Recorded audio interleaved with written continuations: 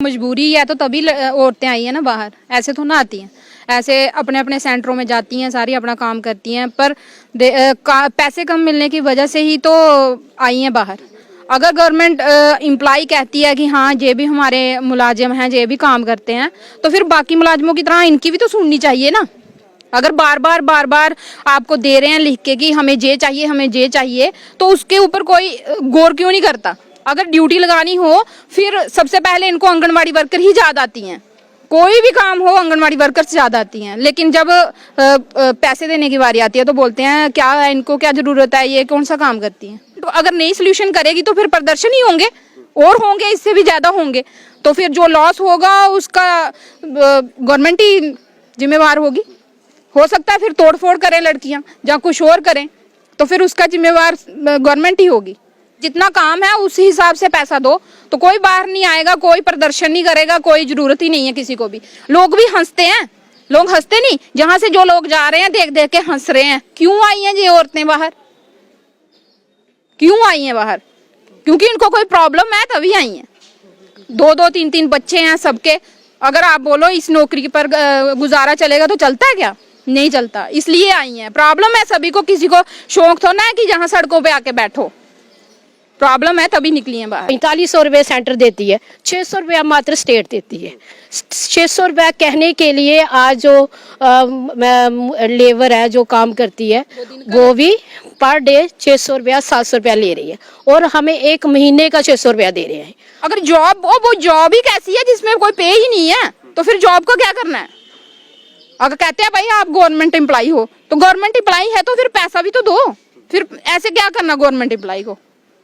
Anganwadi workers व helpers को पक्का करो। हम क्या चाहती हैं? इंसाफ। हम क्या चाहती हैं? इंसाफ। इंसाफ के आगे झुकना पड़ेगा, इंसाफ के आगे झुकना पड़ेगा। तो सांबा में एक बार फिर से आज आंगनवाड़ी वर्कर्स द्वारा प्रदर्शन किया गया है अपनी मांगों को लेकर, और 3 प्रमुख मांगे जो है वो रखी गई हैं। एक तो परमानेंट इनको जल्द से जल्द किया जाए, दूसरा रिटायरमेंट पॉलिसी जो वो फ्रेम की जाए, और तीसरा कि जो तनख्वाह इनकी रिलीज की जाती है वो मिनिमम वेजेस एक्ट के तहत जो है वो दी जानी चाहिए, क्योंकि जो तनख्वाह इनको दी जा रही है उससे घर बार चलाना काफी मुश्किल है। उसी के चलते आज एक बार फिर से आंगनवाड़ी वर्कर्स ने तहसील ऑफिस में प्रदर्शन किया। इससे पहले भी ये प्रदर्शन कर चुकी है अपनी मांगों को लेकर, लेकिन अभी तक जम्मू कश्मीर प्रशासन ने इनकी मांगों के ऊपर गौर नहीं किया है, और इनकी तरफ से ये चेतावनी भी दी जा रही है कि आने वाले दिसंबर महीने में ये जम्मू में एक बड़ा उग्र प्रदर्शन करेंगी।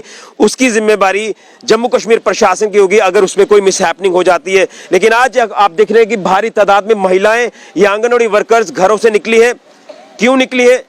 कोई शौक नहीं है घर से निकलने का, बस इनकी जो मांगे हैं वो मनवाने के लिए, और उसी के चलते आज एक मेमोरेंडम की कॉपी भी तहसीलदार सांबा को सौंपी गई है। तो यहाँ यूनियन के सदस्य मेरे साथ मौजूद है, इनसे जानते हैं कि और क्या क्या मांगे जो है वो रखी गई हैं जिसको लेकर आज प्रदर्शन किया गया। तो मैं सीधे तौर पर आपसे जानना चाहूंगा कि क्या क्या मांगे जो वो आपकी तरफ से रखी गई जिसको लेकर एक बार फिर से प्रदर्शन किया गया। इससे पहले भी प्रदर्शन किया लेकिन अभी तक प्रशासन ने कोई ऐसी इसके ऊपर कोई संज्ञान नहीं ले पाया है।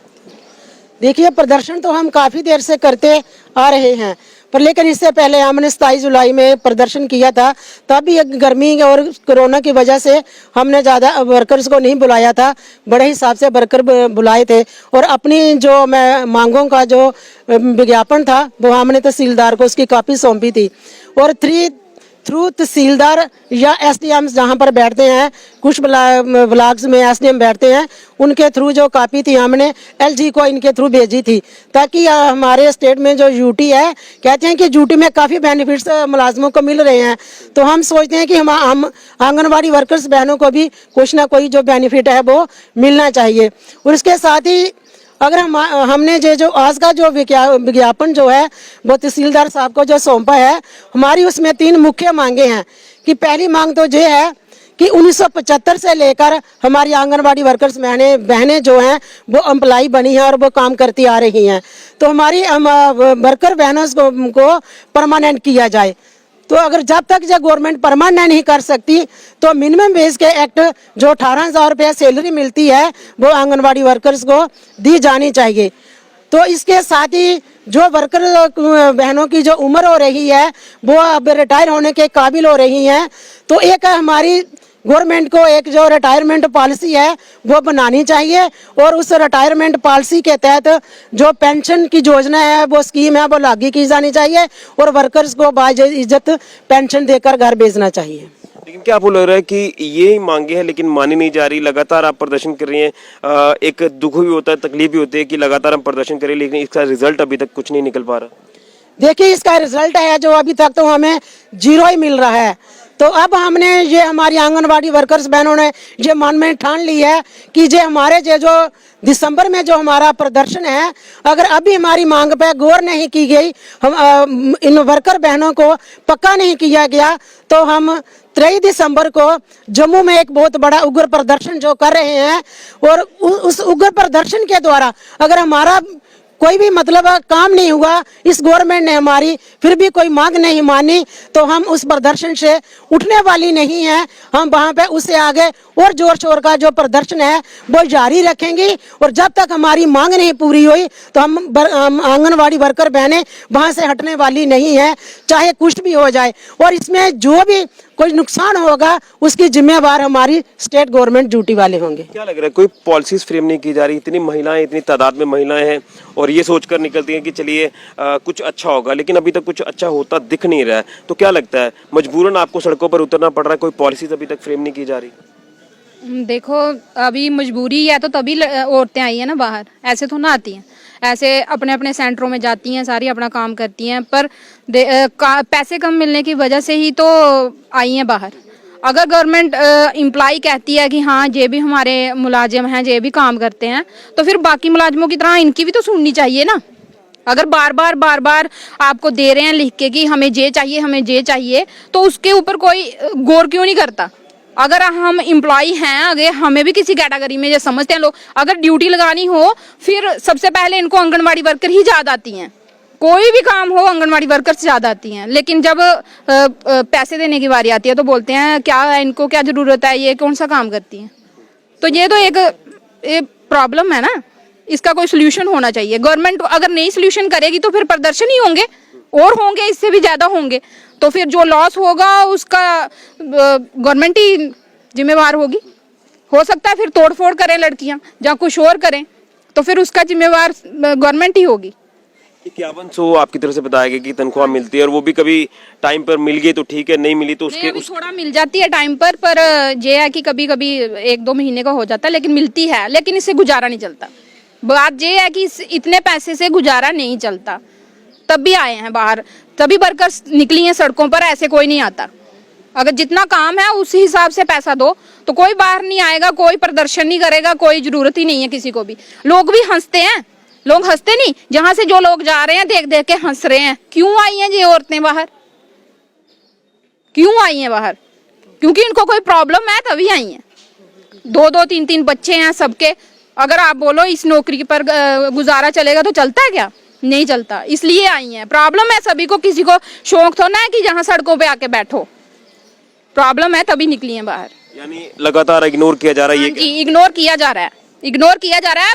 अभी हम चुप नहीं बैठेंगे, इग्नोर करेंगे तो हम प्रोटेस्ट करेंगे।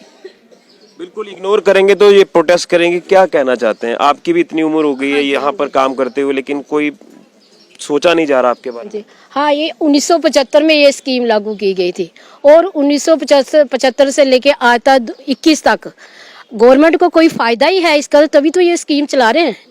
वर्कर ICDS का, वर्कर का, इन सेंटरों का कोई फायदा है तभी तो चला रहे हैं। अगर इनको फायदा है तो फिर ये इनको क्यों नहीं कर रहे हैं? इनका कोई आउटपुट क्यों नहीं निकाल रहे हैं? कौन सा वो ऐसा डिपार्टमेंट है जो 4500 रुपये सेंटर देती है, 600 रुपया मात्र स्टेट देती है।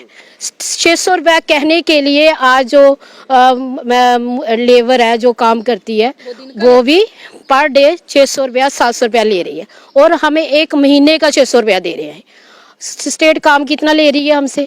जिस भी फील्ड में जाना, सोशल क्या नाम है, सोशल डिपार्टमेंट है, हेल्थ डिपार्टमेंट है, रेवेन्यू है, कोई भी काम हो, चलो दो जी इनको वर्कर्स को दो। वर्कर्स ये गांव में रहती हैं, इनको सब पता है, इनको दे दो काम।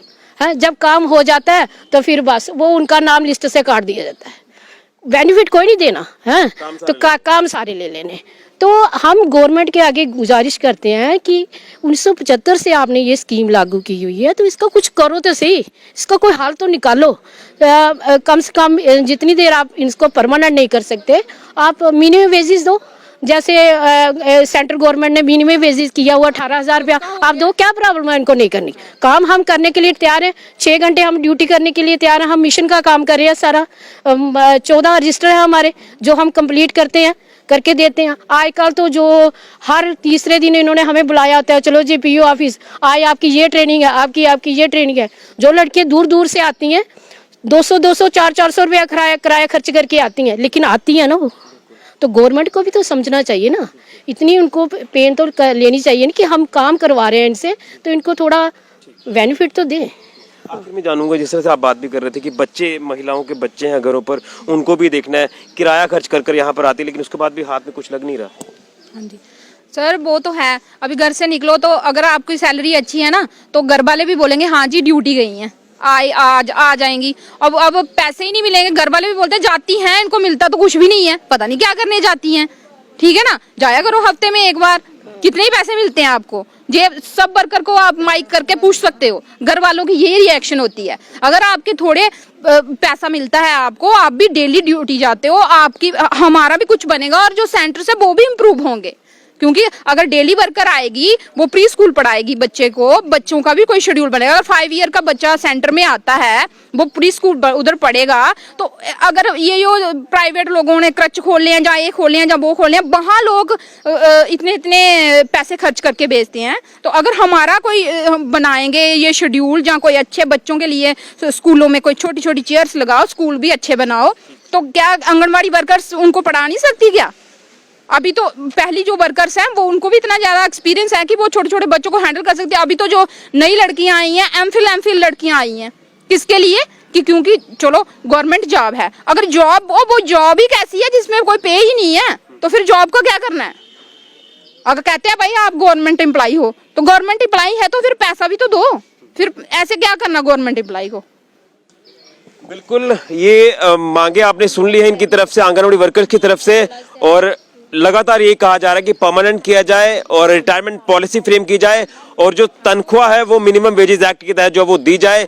क्योंकि जो तनख्वाह इनको मिल पा रही है उससे परिवार नहीं चल पा रहा, छोटे छोटे बच्चे हैं इनके, और घर बार किस तरह से चलाना है। और नौकरी इंसान इसलिए करता है अपने परिवार को देखने के लिए, अपने परिवार को सहारा देने के लिए, लेकिन जब तनख्वाह इस लेवल की मिल रही है तो परिवार को भी किस तरह से चलाया जाए, ये एक बड़ी परेशानी बनी है।